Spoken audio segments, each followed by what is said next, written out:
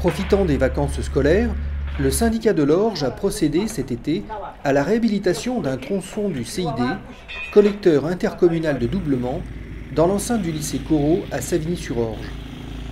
Cet ouvrage est l'un des deux plus importants émissaires du réseau syndical de transport d'eau usée. À l'origine, c'est un ouvrage en béton, coulé en place, qui fait un diamètre de 1800 mm, donc 1,80 m de diamètre.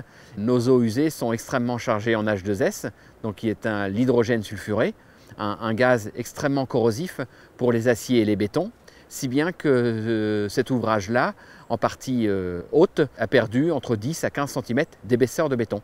Ce qui fait que structurellement, il y a des menaces d'effondrement et donc il y a une nécessité de le réhabiliter rapidement.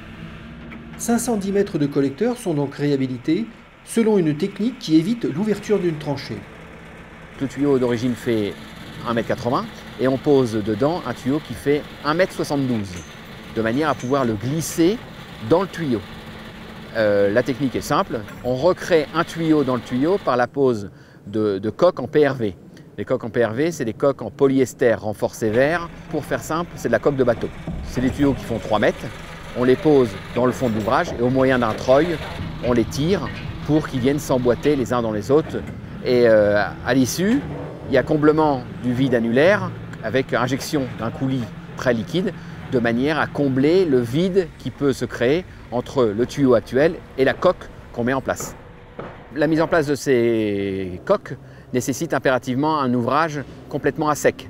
Donc on est obligé à l'amont de mettre en place une unité de pompage provisoire de manière à intercepter les effluents à l'amont, les pomper avec une canalisation de surface et les rejeter en aval pour isoler les tronçons que l'on veut réhabiliter. Le pompage est capable de pomper 1,5 m3 par seconde d'eau usée. C'est ce qui transite habituellement dans le collecteur, avec un fonctionnement 24 heures sur 24, 7 jours sur 7, pendant 6 mois. C'est un chantier qui s'inscrit dans une programmation que le syndicat a de réhabilitation de ses collecteurs, un programme de réhabilitation qui a débuté dans les années 90 avec la réhabilitation de l'amont vers l'aval et il nous reste grosso modo 10 km de CID à réhabiliter.